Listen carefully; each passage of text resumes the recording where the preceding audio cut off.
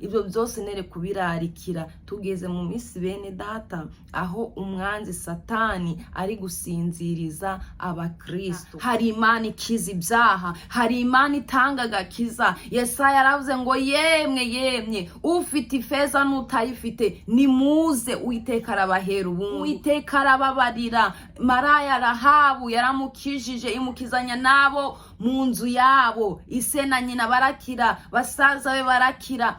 Rahabu kuko yavuze iti mu gihe cyo kwemegwamo narakumvise. Dawidi yaciye bugufi, yagiraga umutima ukunda guca bugufi, yagiraga umutima wo kubohokera Imana ikamwumva. Tugende turira tubibira umwami, niba tubabazwa n'abarimbuka tuzahozwa naza dushira agahinda, nidutunda imiba tuzanezerwa. Sashimye ndabasukije mu izina rya Yesu Kristo, nshuti z'umusaraba aho muhereye ku migabane itandukanye. Izina ni Jean d'Arc, nejejwe n'Imana mu mutima wanjye wo kongera kubana namwe kugira ngo tuganire ijambo ry'Imana. Nk'uko mubizi rero, intego yacu tuyisanga udwandiko dwandikiwe Abikorino ba kabiri ibice 6 umurongo wa 2, aho dusanga ijambo ry'Imana rivuga ngo kuko yabivuze iti mu gihe cyo kwemererwamo narakumviye, no ku munsi wo gukirizwamo naragutabaye. Dore none nicyo gihe cyo kwemerwamo, dore none niwo munsi wo gukirizwamo. Imana ishimwe. Mwene data, uyu munsi wiwupfisha ubusa, were kuvuga birasanzwe, ndaga iby'Imana bimenyegwa ahubwo iby'Imana biritondegwa. Kandi niba ugira umugisha ukaramuka amahoro nguko nanjye naramutse amahoro, cyangwa se ukaba wiriwe amahoro bitewe n'igihugu urimo, uyu munsi were kuwupfisha ubusa. Niwumva ijwi ry'Imana rikubwira ati ca bugufi, were kwinangira. Muri iki gihe tugezemo abantu turi gukeresa ubuntu bw'Imana. Imana iri gushaka gutunganya umugeni wa Kristo, Imana iri gushaka kweza itorero, ariko ugasanga turi gukeresa ubuntu bw'Imana. None n'abavuga butumwa turi kwigisha ibinyuranye n'ubushake bw'Imana, tukuvanga Imana iguhaye imodoka ye, kandi ibyo ndagara iby'Imana yadutumye. Ngindumwa za Kristo ng'abambasaderi b'ijuru, ndago twatumye ibyo. Rero kubw'ubuntu bw'Umwami Yesu Kristo ndakwinginga, niwumva ijwi ry'Imana rikubwira ca bugufi, kuko abazajya mu ijuru ndagara abantu bishira hejuru, ndagara bibone, ndagara abantu bakora imirimo ya kamere, cyangwa abakora iby'isoni nge ndetse n'isoni nyinshi, abo bazabona ijuru. Imana rero ikugire neza. Uyu ni wo munsi wawe wo gukizwa, uyu ni wo munsi wo kugendererwamo n'Imana, igahindura uwo mutima wawe, ikaguhindurira inzira, ibyakunaniye kureka. Uyu ni wo munsi wawe. Ni ijambo ry'Imana ndaga ari ngewe Jean d'Arc waryanditse, ni Imana yarivuze.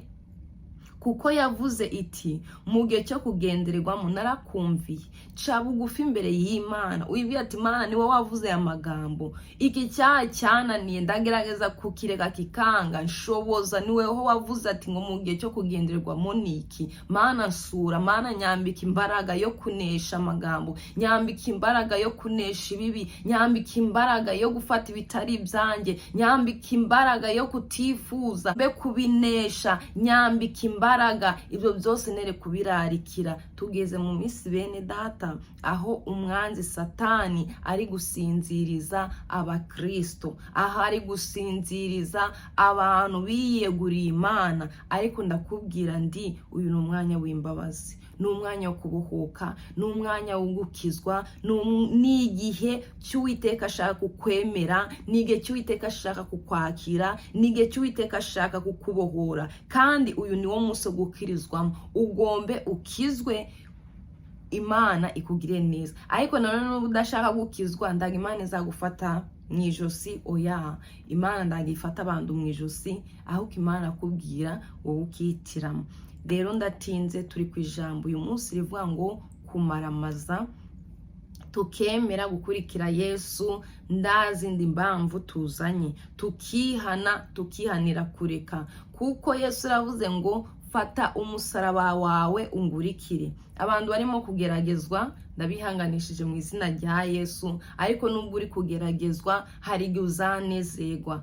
Ngo umubabaro ni uw'igihe gito, nijoro ni igihe gito. Ndirira keshi ndi muri iyi si, ariko nubwo ndira keshi niko ndarabona Yesu. Haleluya! Umunsi nzabona Yesu nzanezerwa, kuko nzaba ndi mu byishimo bidashira, kuko nzaba ndi mu munezero udashira. Rero nawe ndaguhumuriza, wowe urembejwe n'urugo, wowe urembejwe n'abana, ese n'umutware n'umufasha, wowe utegereje Uwiteka ko aguhuza n'isezerano ryawe, ndaguhumuriza mu izina rya Yesu ngubwira ndi umubabaro ni uw'igihe gito, ijoro naryo ni igihe gito. Nubwo urimo kurira keshi, nubwo uri kubona ba runaka na ba runaka bakoze ubukwe ukaba utarabukora, ibyo ni iby'igihe gito. Kandi icyambere ni ubugingo buhoraho, icyambere ni ubugingo buhoraho. Kandi nutegereza Uwiteka wihanganye, Uwiteka azaguhuza n'uwisezerano ryawe. Mukobwa azaguhuza n'uwisezerano ryawe, musore nawe nuko icyo usabwa ni ugutuza, ugakomera, ugashikama, ukaba ku birindiro by'Uwiteka, ukirinda kwicira inzira, ugakora icyo Uwiteka ashaka. Abo rero baruhijwe, kandi nawe urwaye, uri mu bihe bikomeye, umubiri urimo kukubabaza, Umwami Yesu agukize mu izina rya Yesu. Kandi ndagira ngo umenyeshe ko umuririmbyi yararirimbye ati muri iyi si huzuye umuruho n'amahane. Icyo nshaka simbera ko ngibona, ariko hari umunsi nzakibona. Haleluya! Muri iyi si huzuye umuruho n'amahane, icyo ngeneye cyose simbera ko ngibona, ariko ku munsi mukuru ubwo nzabona Umucunguzi, niringiye kuzabona ingororano yanjye. Amen. Nubwo uri mu bibazo, nubwo uri mu bigeragezo ngo ngiye kubivamo, ngiye kubireka, hoya wibivamo, rindira aho nyine uhagaze, muri icyo kigeragezo cy'ubugwayi, muri icyo kigeragezo cyo gutegereza ngo umwana, muri icyo kigeragezo cyo gutegereza umugabo, muri icyo kigeragezo cyo gutegereza umugore, muri icyo kigeragezo ukomeje gusengera umutware ngo nakizwe, umufasha nakizwe, abana nibakizwe, aho niho Uwiteka ashaka. Kandi Uwiteka arashaka kukomera, Uwiteka arashaka ko ushikama, nubwo bikomeye, nubwo bigoye, aho niho Uwiteka gushaka. Muri iyi si huzuye umuruho n'amahane, ndago turi mu ijuru. Tongana, mwere gutongana, bana b'Imana, muce bugufi, mwumvikane. Umugore gandukira umutware, umutware nawe protecta umugore wawe, mukunde. Wategetswe gukunda umugore wawe, n'umugore wawe nawe akaganduka akakubaha, mukuzuzanya. Imana ibagire neza. Nababwira ndi nubwo muri isi huzuye umuruho n'amahane, icyo ushaka nduhere ko ukibona, ariko hari umunsi, haleluya, hari umunsi w'igitondo uzabona ubwiza bw'Imana, uzabona igitondo gihoraho, uzabona umunezero. Uwo munsi ni igihe tuzaba dupfuye, uyu mubiri ubabara, uyu mubiri ubora tuwiyambuye. Yesu awutwambaka, akatwambika umubiri we. Uko azasa ngo niko natwe tuzasa. Haleluya! Uko Yesu azaza muri iyi si ahagaze ku bicu, aje kukujyana, aje kunjyana, niba twareyemeje kumara amazi, ariko aje kujyana babandi bamaramaje, babandi bamwubashye, babandi bagandutse bakubaha abagabo babo, abana bakumvira ba se na ba nyina, abagabo bakoze inshingano zabo mu ngo zabo. Yesu abo azaza bajyane. Uko Yesu azabasa uwo munsi nabo niko bazasa. Nababwira ngo mukomere. Sinaje kwigisha inyigisho zo kubakomeza, ariko nakubwiraga ngo nubwo uri mu bihe bigoye ukumva kwihangana biranze, oya senga uvuga ati Mana niweho wavuze ko igihe cyo kugendererwamo wanyumvise. Shiraho uvuga ati Mana nanjye waranyumvise, nanjye reka nsenge unyumve, nanjye kangutakira unyumve, ungize iki cyago. Hari Imana itabara, hari Imana ihagurutsa ibirema, hari Imana ikiza indwara, hari Imana ikiza ibyaha, hari Imana itanga agakiza. Yesaya yaravuze ngo yemwe ufite ifeza n'utayifite nimuze, Uwiteka arabahera ubundu, Uwiteka arababarira. Maraya Rahabu yaramukijije, imukizanya nabo mu nzu yabo, ise na nyina barakira, basaza be barakira. Rahabu kuko yagize ute yacumbikiye abatasi, Uwiteka aramukiza. Dufite Imana yumva, dufite Imana itabara. Nakubwiraga ndi hamagara Imana. Ibyaha byakunaniye kureka, amagambo yakunaniye kureka, ubujura bwakunaniye kureka, ubusambanyi bwakunaniye kureka, gutukana mu kanwa kawe nda jambo ryiza rivamo. Ibyo Uwiteka afite kubihindura, uwo mubabara afite kuwuhindura kukunezeza, ibyo byaha afite kubihindura ukaba umukiranutsi. Dawidi yakoze ibijyanwa n'amaso y'Uwiteka, ariko iyo usomye Bibiliya usanga Imana imushima, ivuga ko yakoze ibyo gukiranuka, kari umunyangeso nziza. Suko atakoze ibyaha, ahubwo mu minsi ye yari yongereweho. Wagira rino jambo nawe yarajyandikiwe, kuko yavuze iti mu gihe cyo kwemegwamo narakumvise. Dawidi yaciye bugufi, yagiraga umutima ukunda guca bugufi, yagiraga umutima wo kubohokera Imana, Imana ikamwumva, Imana iramweza. Ndago Dawidi Bibiliya imuvuga ko ari umunyabyaha, ko ari umunyangeso mbi. Bibiliya imuvuga yuko ari umunyangeso nziza. Natwe rero reka tuganduke, duce bugufi, dukora icyo Imana ishaka. Turi ku ijambo rivuga ngo kumaramaza. Reka dusenge tuganire ijambo ry'Imana. Nako kari gacima yuko ngubwira ngo uyu ni wo munsi wawe, were kuwupfisha ubusa. Hindukira, va mu ngeso mbi, kora ibyo Imana ishaka, kora ibinezeza Imana. Nayiri mwijuru ivuga ati dore ngo uyu mwana wanjye ngunda, ngamwishimira. Reka Imana ikwishimire, reka Imana inezerwe nuko yakuzanye muri iyi si. Reka ubere abo mubana, abo muturanye, abo musengana ku kazi kawe, yewe munyeshuri ube icyitegerezo cyiza cy'abizera. Pawulo yabaye ikigero cyiza cy'abizera. Mbere yitwaga Sawuli, yarenganyaga ubwoko bw'Imana, abandi akabicisa, abandi akabatoteza, abazize iki ijambo ry'Imana.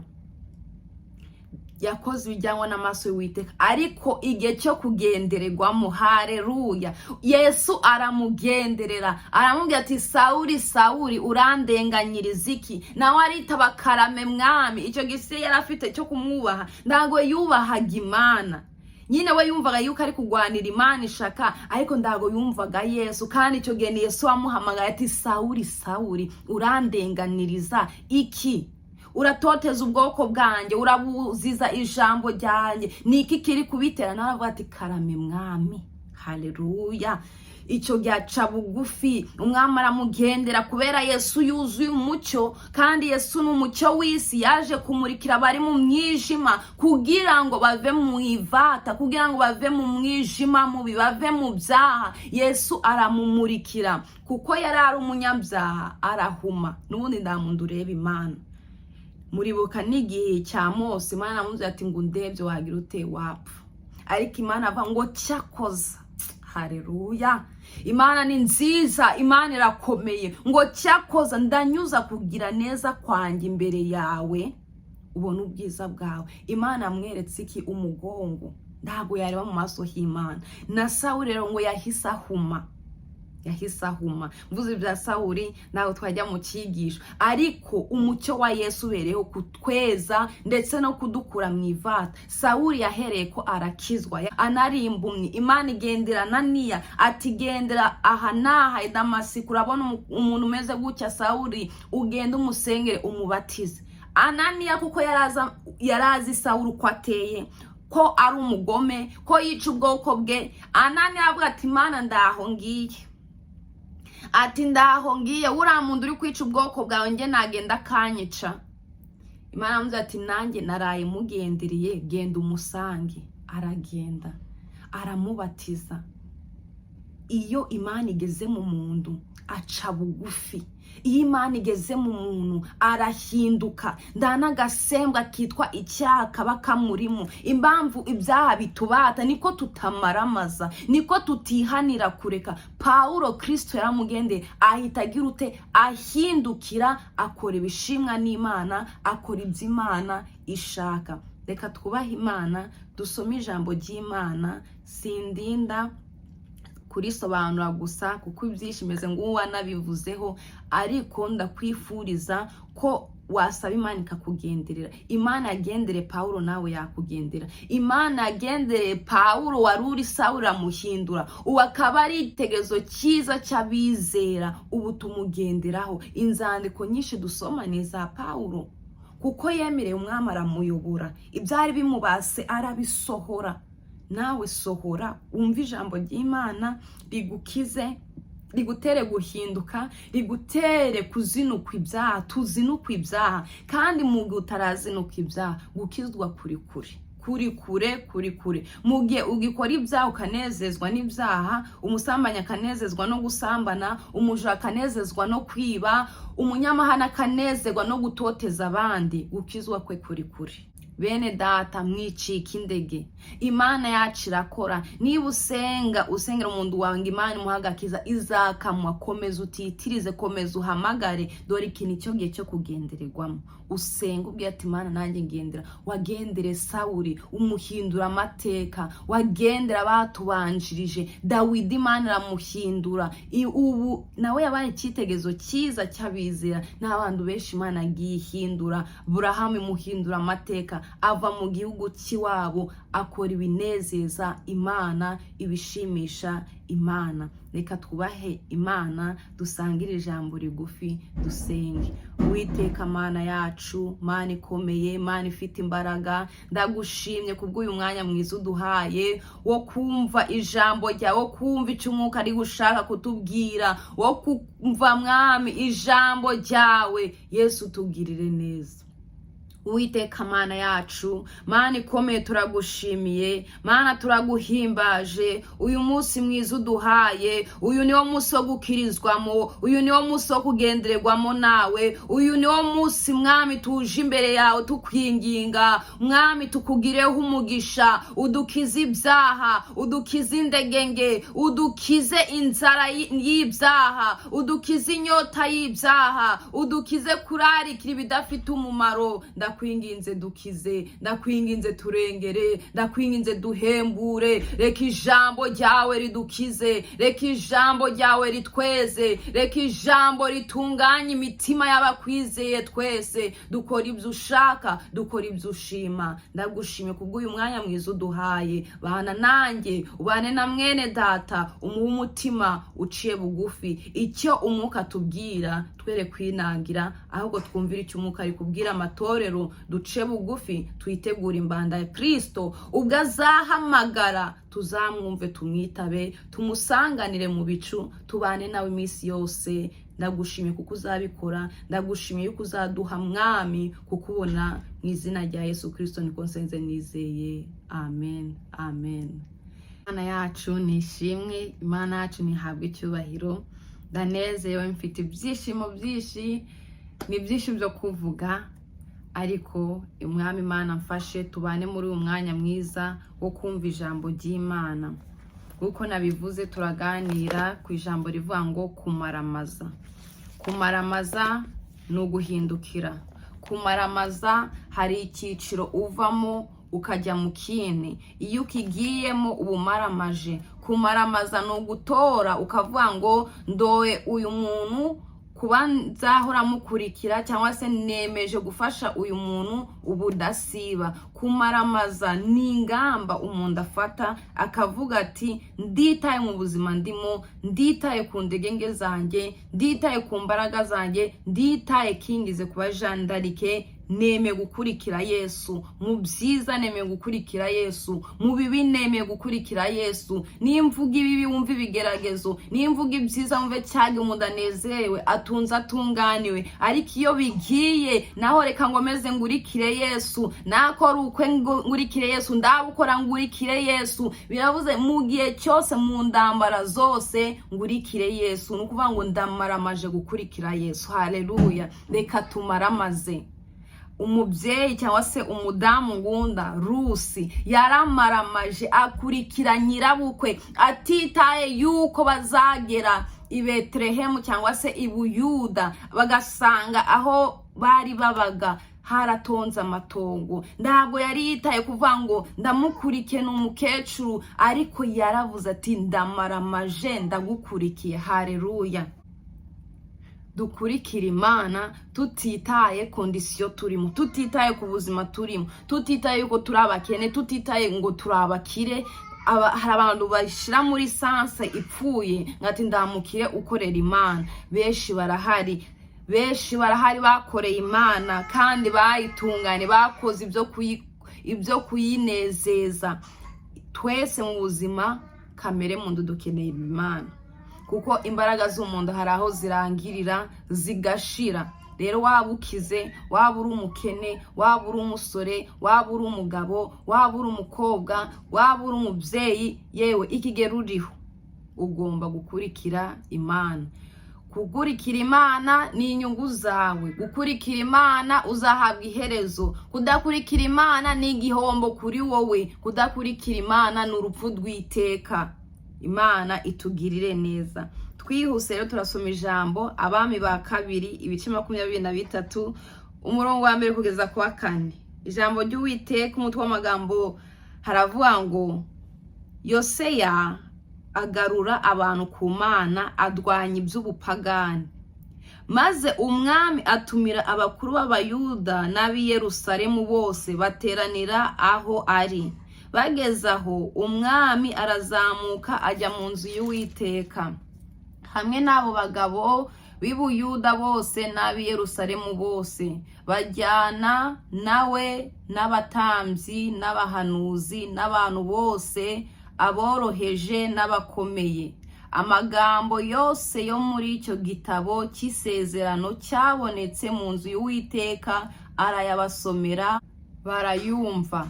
Maze umwami ahagarara iruhande rw'ingingi, asezeranira imbere y'Uwiteka ko azakurikira Uwiteka, akitondera amategeko ye n'ibyo yahamije n'amateka ye, abishizeho umutima we wose n'ubugingo bwe bwose, kugira ngo asohoze amagambo y'iryo sezerano ryanditswe muri icyo gitabo.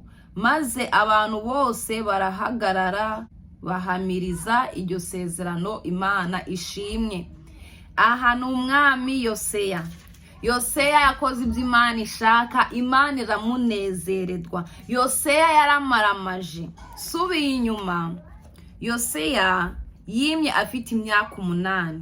Ku ngoma ari muri Yerusalemu yari afite imyaka 31. Kandi muri icyo gihe cye yakoze ibyo Imana ishaka, yakoze ibinezeza Imana. Nanone subiye inyuma gato, mbere bakoraga ibitanejeje Imana, ibidahesheje Imana icyubahiro. Umwami Manasi akora ibijyanwa n'amaso y'Uwiteka. Baramya mu gihe cye ibigirwamana, basenga ibigirwamana. Ho kugira ngo bokereze imibavu Uwiteka bayokereza Abari na Shera. Imana itugirire neza. Bayokereza ibigirwamana, bakora ibyo mu isi y'umwijima, bagendera mu nzira mbi. None n'umuhungu we Amoni nawe agenda nguko se yagenze, akora ibijyanwa n'amaso y'Uwiteka, ndiyakora ibihesheje Imana icyubahiro. Kandi ibya Amoni byo birarenze. Nawe yari ari umujene afite imyaka 22 i Yerusalemu ari ku ngoma, niho yimye ingoma. Ho kugira nawe avuga ati reka nsembe ibigirwamana bya data Manase, nere gukorera ibyo bigirwamana, reka mbirimbure, ahubwo nawe akomeza iyo nzira ya se. Imana itugirire neza.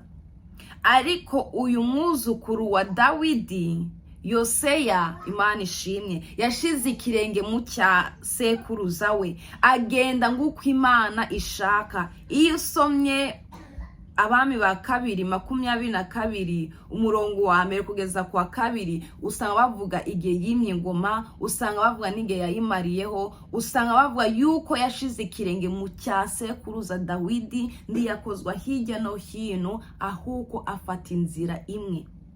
None aya magambo twasomye, nanone usubiye inyuma, ndagenda masubiza inyuma mwihangane, nanone iyo usubiye inyuma usanga bari barimo gusana inzu y'Uwiteka, nkuko kuyisana cyangwa se kuyisanuza, kuko yari yarasenyutse, barayikoreyemo ibijyanwa n'amaso y'Uwiteka.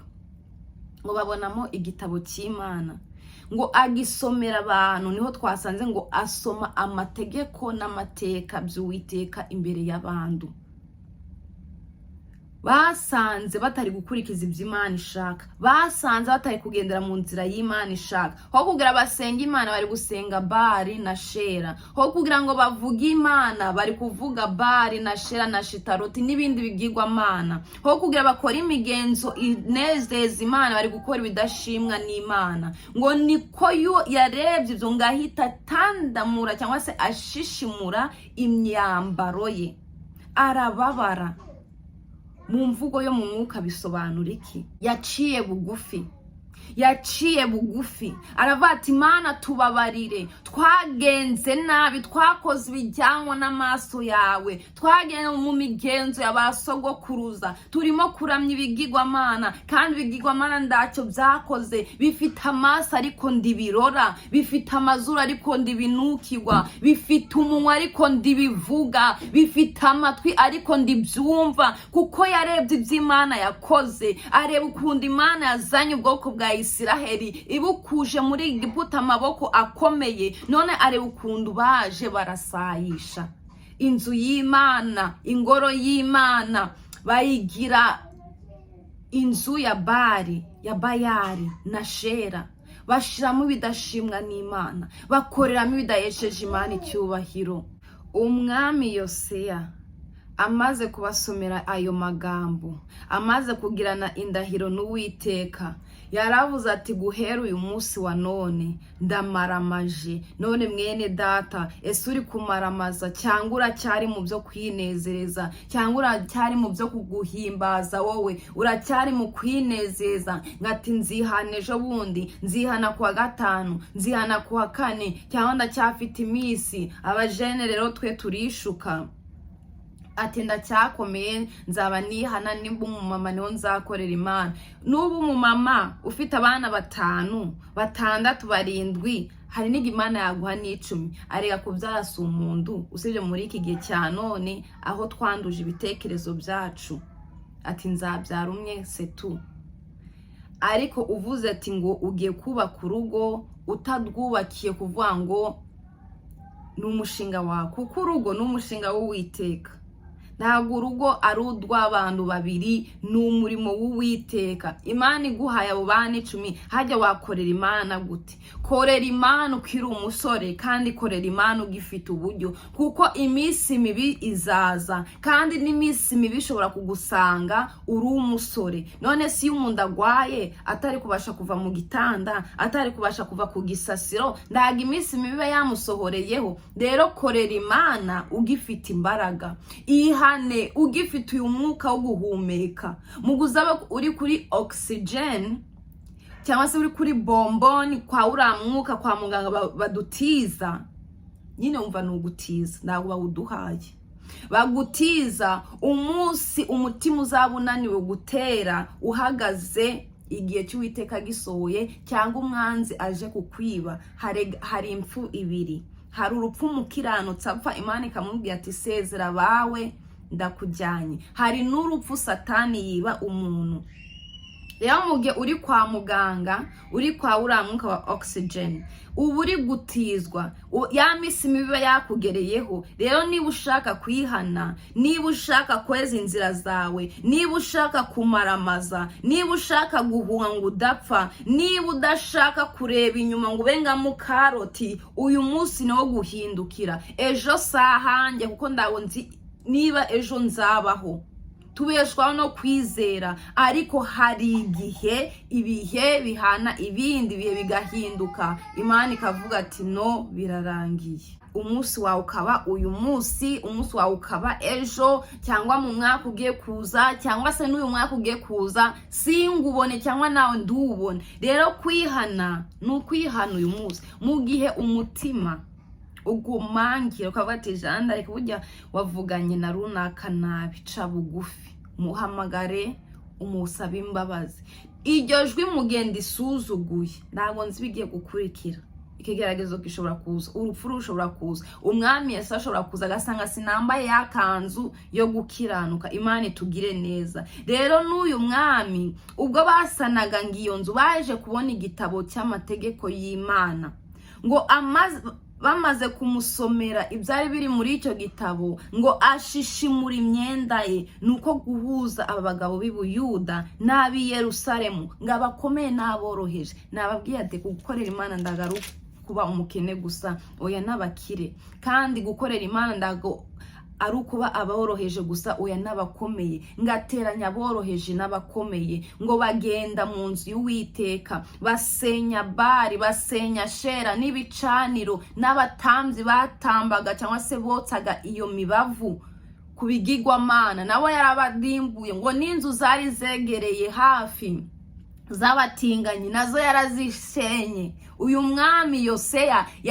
yaramaramaje, kuko twasomye ku murongo wa 3, ngahagara ku ngiki ngasezerana imbere y'Uwiteka. Aravuga guhera uyu munsi ngo yemeye gukurikira Uwiteka no gukurikiza amategeko n'amateka yayo, ngazayitondera. Ese uri kwitondera amategeko y'Imana? Ese uri kugenda uko Imana ishaka? Imana itugire neza, Imana iturengere. Mwene data hindukira, mwene data ca bugufi, kora icyo Imana ishaka. Ijambo ry'Imana twahereyeho twarisanze mu gitabo cya mbere cya Mose, aho twasomye 19 ku murongo wa 17, ngo bamaze kubakuramo umwe muri bo babamarayika bagiye gukiza Loti n'umuryango we, baramubwiye ati hunga udapfa, kandi ndureba inyuma utararangiza kino kibaya, uhungire ku musozi utarimbuka. Umusozi wacu Imana kutubwira duhungireho ni ku musaraba wa Kristo. Duhungire muri Kristo, niho hariho ubwihisho buzima. Uri muri Kristo aba mahoro amasa, ngabari bari muri iyo nguge ngo bibereye mu mahoro. Ababana na Yesu baba mahoro masa. Ca bugufi, maramaza, ihane ureke. Niba wakundaga utuntu two kwiyambika ubusa, ukambara ibiteye isoni, byiyambure. Kandi ndikubwira abakristo no mu nsengero byajemo, ndikubwira umukristo ndawe, ndikubwira umuntu uri muri Egiputa, kandi n'uwo muri Egiputa nawe afite amatwi arumva, nawe nahindukire, kuko Uwiteka azahana banze kumwumvira, azahana ingozi z'ibibi. Yarababwiye ati muhunge mudapfa. Twahere guhunga, hunga ibyaha. Numara kubihunga were kubisubiramo. Numara kubihunga uvuze ati ndagambiriye sinzasubira mu cyaha, maramaza, shiraho kashe, uvuga ati ndahindukiye, ntabwo nzongera gukora ibi, ntabwo nzongera gukora ibyisoninge. Iyo usomye mu Itangiriro 19:14 usanga Loti abwira abakwebe ati nimuhunge hano hantu, Uwiteka agiye kuharimbura. Abakwebe ngo babigira ibikino, Uwiteka yagize ute yabarimburanye n'ab'i Sodomu, bari bagiye umugisha. Natwe uyu munsi tugiriwe umugisha. Imana atubwiye ngo duhindukire, Imana atubwiye ngo duce bugufi, Imana atubwiye dukore icyo yo ishaka. Arega ndacyo turusha uyu mwami Yosiya, nawe yaciye bugufi kandi ari umwami, kandi yatwaye ingoma ari umwana muto cyane, imyaka 8. Hari abantu bavuga ngo njye ndago ndakura ngo gukorera Imana ndibisaba imyaka, gukorera Imana ndibisaba imbaraga, gukorera Imana ndibisaba ufite icyubahiro ndacyo ufite. Gukorera Imana ni umutima ukunze, kuko yamaze gusoma ibyari biri muri icyo gitabo, arebye ibyo barimo, akareba n'ibiri muri ibyo gitabo, asanga birahabanye. Yesu yagiye mu rusengero asanga abantu barimo gucururizamo. Navuga ngo natwe umutima wacu hari ibyo turimo gucuruzamo: ubugome, inzangano, amatiku, politike, amoko n'ibindi n'ibindi. Ibyo Uwiteka arashaka ngo twiyambure, kandi kwiyambura niko twatandukana nabyo tukamaramaza. Ati niyambuye politike, niyambuye amoko, niyambuye amagambo, niyambuye ibi. Iyambure kuko ejo sahawe. Ca bugufi. Yosiya yaciye bugufi, Imana yamuhaye ubugingo buhoraho, yamuhaye kuruhukira mu bituro by'abasekuruza biwe, kuko yagenze neza ngo ashira ikirenge mu cya sekuruza Dawidi, ngo ndiyakozwa hirya no hino, akora ibinejeje Imana, ngakora ibishimisha Imana, agendera imbere y'Imana. Ku murongo wa 3 twabonye yuko ngo yahagaze imbere y'ubwoko bw'Imana, ararahira avuga ati ndemeye gukurikira Imana no twitondera amategeko y'Uwiteka. Ngunze kubwira abana bato, twarategetswe kumvira mama na papa, twarategetse kubaha ababyeyi bacu, n'ababyeyi bacu nabo bafite inshingano babwiwe. Umubyeyi ategekwa guhana umwana we akamucyaha, ariko ndago yemerewe kumushaririza ngarenze. Imana rero tugire neza, ca bugufi, ihane, ukora ibyo Imana ishaka, kandi wumvira umwuka, kuko niwumvira umwuka uzajya ibyiza byo mu gihugu. Nukora ibyo Imana ishaka, Imana izakwishimira, izakunezererwa. Ibintu 4 by'ugomba gukora kugira ngo maramaze. Icyambere ni ukwiyanga. Kwiyanga, tora umusaraba wawe ubone ukurikire Yesu. Kwiyanga ni ukuvuga ngo ibyanezezaga nganjye nka Jean d'Arc, niba naranezagwaga no gusohoka ngagenda n'inshuti tukajya muri cafe, cyangwa se ngajya gukora n'ibidahesheje Imana icyubahiro, ngajya gukora ibitanejeje Imana, ibyo byose bitanejeje Imana ariko binejeje ngewe Jean d'Arc, ndasabwa kwiyanga, ibyo ngabireka. Twatumina ijipo ngatureka, guhindura isura Imana yambaye ngabireka, bya bindi bidahesheje Imana icyubahiro ngabireka, kwa gukora ibidahesheje Imana icyubahiro ngabizinukwa ngabivamo. Icyambere ni ukwiyanga, kureka ibikunezeza ugakora ibinezeza Imana. Icya kabiri, hari ibyo ugomba guhomba, nguko nabivuze. Iyo jipo ya mini, niba ngiye Jean d'Arc naranezwa no kwerekana amavi yanjye, kuko numva yuko mfite rero amaguru meza, ngambara ubusa ngo kugira nereka abasore ko mfite amaguru meza. Ko ibiteye isoni, ugasanga igituza ndigihishe, ndago nitwikiriye ng'umwari ng'umukobwa, ndago nifashe neza. Iyo Mariya atifata neza, ninde wari urabyara umwami Yesu? Yego Imana ndawe yarirabura uburyo, ariko reba kwifata neza byamuhesheje umugisha, aba umugore uhiriwe mu bagore bose ndetse no mu bakobwa bose. Ubwari bwe ndago yabwangirije. Bakobwa bagenzi banjye, dukora ikinezeza Imana, ku buryo n'Imana iri mu ijuru ati reka njye gukoresha Claudine, yaririnze ubwari bwaraburinda, ndiyisanisha n'iby'isi, reka mukoresha. Ariko se nijya kureba Claudine agasanga ari mu bidahesheje Imana icyubahiro, nijya kureba Jean d'Arc agasanga ndago ndi mu bihesheje Imana icyubahiro, hajya Imana izangoresha ute? Yega abanyabyahira bakoresha, ariko hari imirimo Uwiteka yateguriye gukoresha abatunganye gusa. Abanyabyaha kubakoresha ni no kuvuga ati yabuze n'abakiranutsi, kuko ijambo ry'Imana bavuga ngo izahagara ku bitugu by'abapfapfa. Imana itugire neza. Ugasanga turi abakristo turi mu nzu y'Imana, ariko muri iyo nzu y'Imana Imana ishatse uwo yanyuramo ngo imukoreshe ibyo butwarira mu busa. Ibyo tunyuzamo ni nguko yanabinyuza no mu musinzi, ni nguko yabinyuza muri maraya. None si maraya Rahabu ndi yakoze umurimo, yacumbikiye abatasi, akiza amagara ye na bene wabo. Natwe rero twari dukwiye gukora ibirenzi by'abapagani. Imana ikoresha abapagani, ndabyemera kuko na Bibiliya irabinyemeza, n'Umwuka Wera arabinyemeza. Ariko hari imirimo Uwiteka yateguriye gukoresha abayubaha, etari yayindi yuko yajyana mu bapagani. Ntabwo maraya yagiye kwigisha ijambo ry'Imana. None si maraya yakubwira ati va muri iyo minijipo? Oya, ntabwo yabivuga. Imana rero itugire neza. Imana ikoresha abanyabyaha, mbese nko kuvuga ati ndamukiranutsi uri kubona, ndawo kwizega uri kubona, kandi bakoresha kugira ngo babe imiburo, babe imbanda. Akavuga ati nimwihane bwoko bw'Imana, nimutihane ejo murapfa. Kandi mu barapfa nawe agize ute? Arimo. Imana itugirire neza. Imana ashaka yuko wiyanga. Icya kabiri, hari ibyo ugomba guhomba. Icya gatatu, hari ibyo ugomba gusenya muri wowe. Icya kane ni uguhunga igihugu utuyemo. Ndavuze ngo muhunge ibihugu murimo, ndavuze muhunge Canada cyangwa se America, Australia, Newfoundland, yemye Belgique n'ahandi, Bufaransa, hehe nahe, no mu Rwanda dose. Ndavuze muhunge imigabane igize isi. Igihugu mbabwiye cyo guhunga ni igihugu cy'ibyaha. Niba wakoraga ibyangwa n'amaso y'Uwiteka, hindukira hunga icyo gihugu.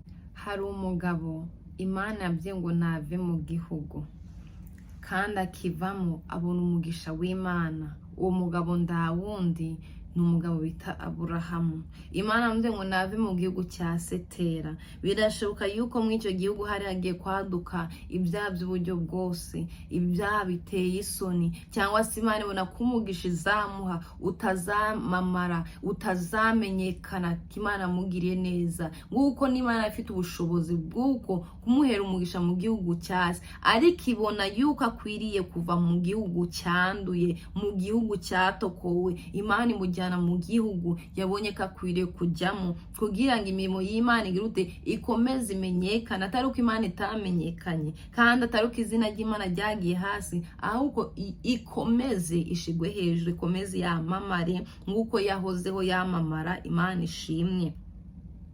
Rero ijambo ry'Imana nguko twasomye mu Bami ba kabiri ku murongo wa 4, ndabwo twasomye Abami ba kabiri 23 umurongo wa mbere tugeza ku wa 3, ariko wa 4 nifuje yuko tuwusozeraho, nifuje ko rero turangirizaho.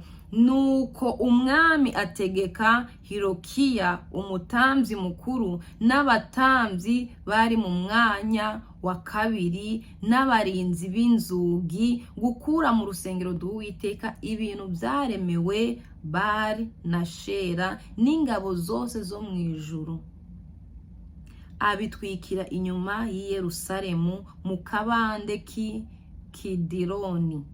Umuyonga wabyo awujyana i Beteli. Imana ishimwe. Hari ibyo Imana ishaka yuko dusohora mu mitima yacu. Hari ibyo Imana ishaka yuko wowe usohora biri mu mutima wawe, bwa bwibone, kwa kwishira hejuru, kwa kutagirwa inama, kwa guhora urushya abantu, uremereza abantu, kwa guhora uri umusumari, kwa guhora urihwa rihandira mugenzi wawe. Imana ishaka ko uca bugufi ku bantu bafite amatapi mu nzu.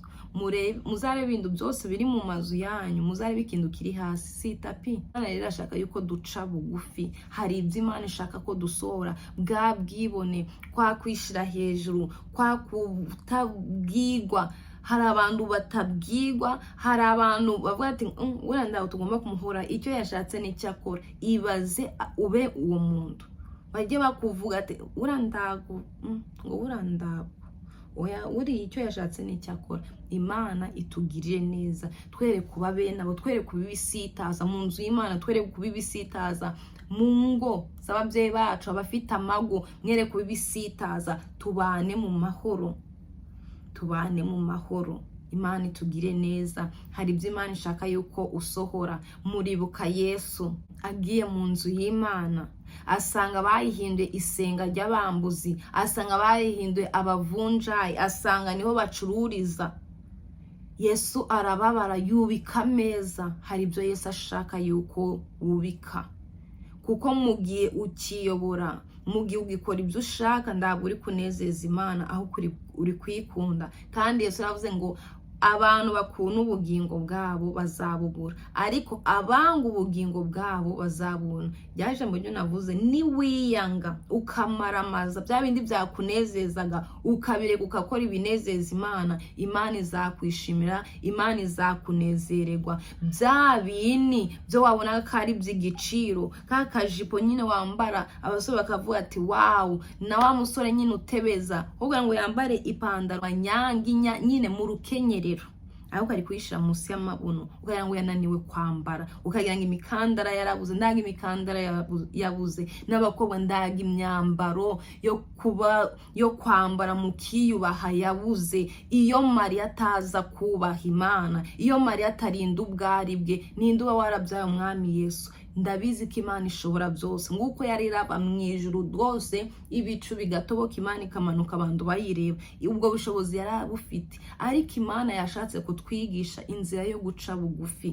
Imana yashatse kutwigisha guhara amagara. Imana yashatse kutwigisha ko umuntu ukunda ubugingo bwe azabubura. Yesu aca bugufi, aca bugufi, yemerwa kubyagwa, yemera kuba mu nda y'umubyeyi amezi 9, yemera kuba aho, yemerwa kubyagwa nguko n'abandi natwe twese twabyawe.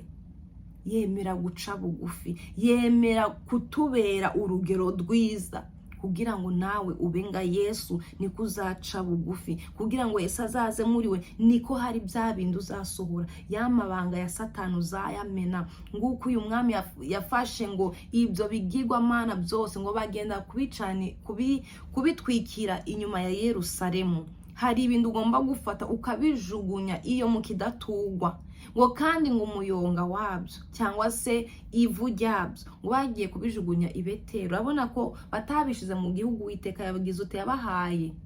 I Yerusalemu ariho bagiye kujugunya iryo vu ryabyo, babijyanye ngo i Beteli. Imana hari igihugu ishaka kuvamo, hari aho ishaka kuba, kandi aho igushira irashaka yuko wera imbuto, irashaka yuko uba umuntu mwiza, uba umukozi w'Imana. Bere kujya bakwita umukozi w'Imana kwizina, ariko bagira mu mago yabo cyangwa se mu bikari byabo bakakuvuga uwuriwe, ariko mwahura tubera imbuto zishimwa n'Imana. Ati umukozi w'Imana watwigishije, ariko yagera ururimi rurahindukira akavuga amagambo y'urukozasoni kuri we. Kubera iki? Uzizwe no kutera imbuto, uzizwe no kutava muri gakondo y'ibigirwamana, uzizwe no kutava mu gihugu cy'umwijima. Yesu yubitse ayo meza ababaye, kuko inzu y'Imana niho abantu bajyaga bakaruhukira. Inzu y'Imana niho umuntu arusha agenda akaruhukira. No muri iki gihe cya none umuntu ashaka haruhukira akahabura, ariko Yesu hari ibyo yoroheje, hari n'ibyo yakomeje. Ubu Imana isigaye iba mu mitima yacu. Tunganya umutima wawe urebe ko Imana itarabamo, tunganya umutima wawe urebe ko umwuka wera ataraza kubana nawe. Umuririmbyi yavuze ngo mu gihe ubona ko utagifite urukundo, ujye umenya yuko umwuka wera yagiye. Hari ibindi Imana itazabana nabyo, hari ibindi Imana itazicarana nabyo. Abantu bari banyaze isanduku y'Uwiteka, ngo noneho bafata isanduku y'Uwiteka bayisha bugufi bwa Dagoni, ngo mu gitondo basanga Dagoni yahirimye. Bumva ndi biri kumvikana, ndago biri gusobanukirwa ukuntu Dagoni yaguye, ikimana cyabo cyaguye, ngo tena baronge. None ngo basanga igihimba kimwe cyagiriya n'ikindi cyagi.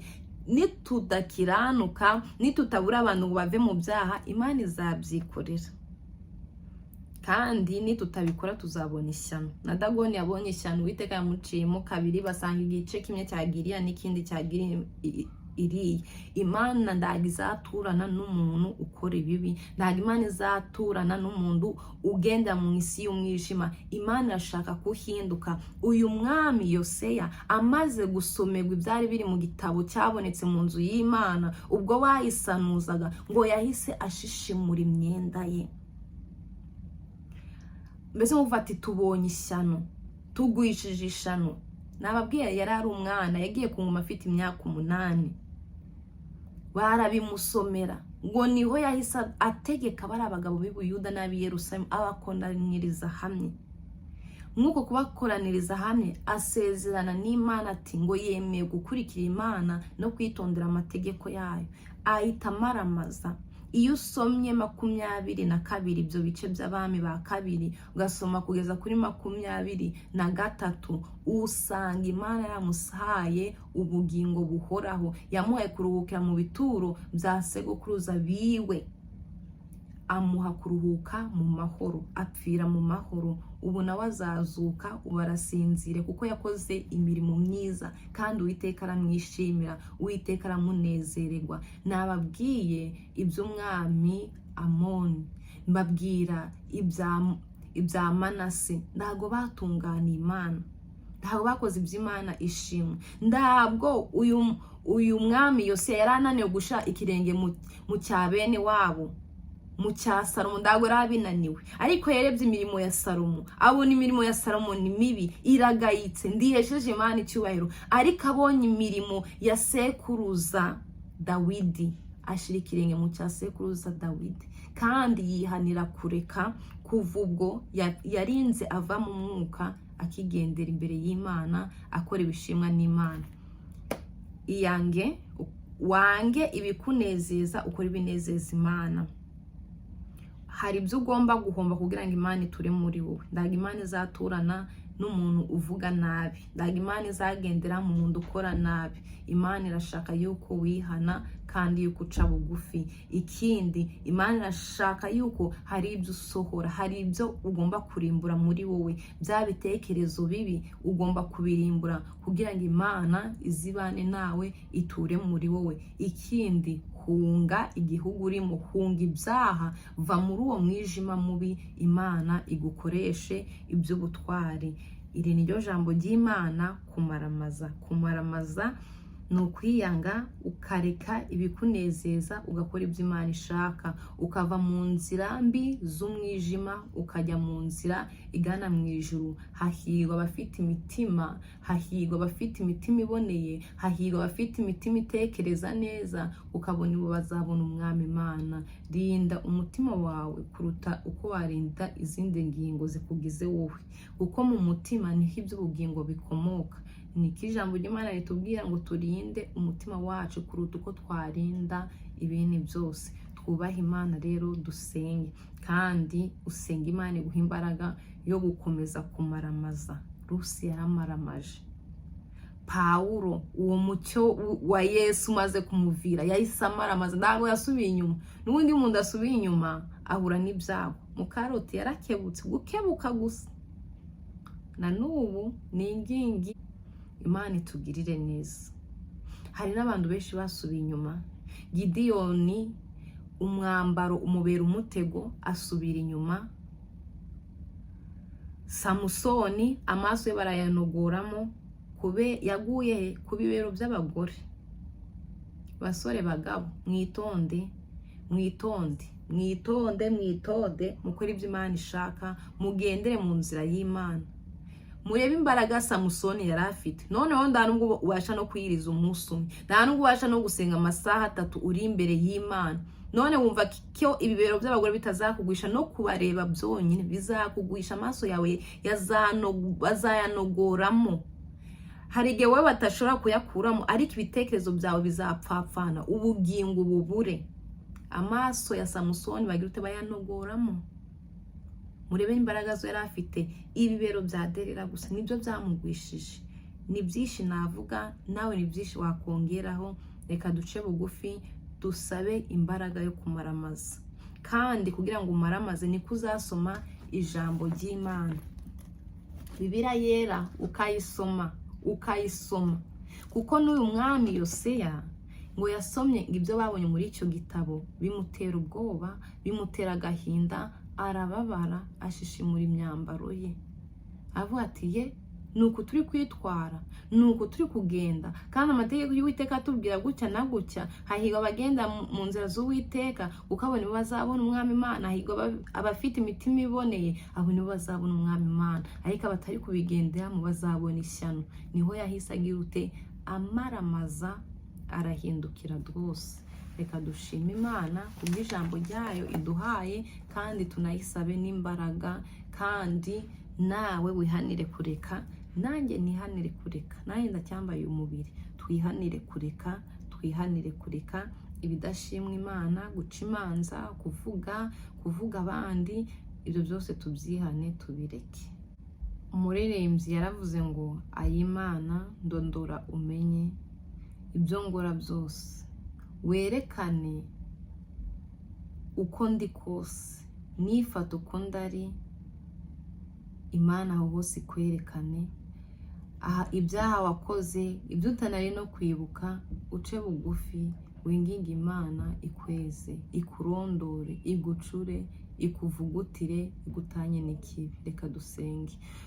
Uwiteka Mana yacu, Mana igira neza, Mana yo kwiringirwa, ndagushimye kandi ndaguhimbaje, ndagushimye kubw'ijambo ryawe ridusohoreyeho. Mwami turaryakiriye mu izina rya Yesu, reka rikora umurimo wako, reka ijambo ryawe rihindura imitima yacu, reka ijambo ryawe risenye mu izina rya Yesu Kristo. Mwami, umwami Yoseya amaze gusoma ibyanditswe, amaze gusoma amategeko n'amateka yawe, yaciye bugufi ngacisha muri myambaro ye, ngarangije ngakoranya abagabo b'i Buyuda ndetse n'ab'i Yerusalemu, ngabakomeye ndetse n'aboroheje, abahanuzi ndetse n'abatambyi. Mwami, ngateranya abantu bose, ngarangije ngarahirira imbere yawe, agirana nawe isezerano yuko atazava mu mategeko n'amateka yawe, ngaho kazabyitondera. Natwe tumaze kumva ijambo ryawe, dufashe ingamba, turahindutse, duciye bugufi cyane rwose. Imitima yacu yeze, imitima yacu itunganye, aho twikunze turirarira, twifatanya n'abatizera, tugenda mu idahesheje icyubahiro izina ryawe. Tuhakwinginze imitima yacu, turakwinze tweze ibigirwamana twimitse mu mitima yacu, ibigirwamana twayobotse. Arega y'amatelefone nayo yatubereye imigirwamana, ugasanga umuntu yicaye ari kureba idafite umumaro, umuntu yicaye ari ku ngoranyambuga za social media,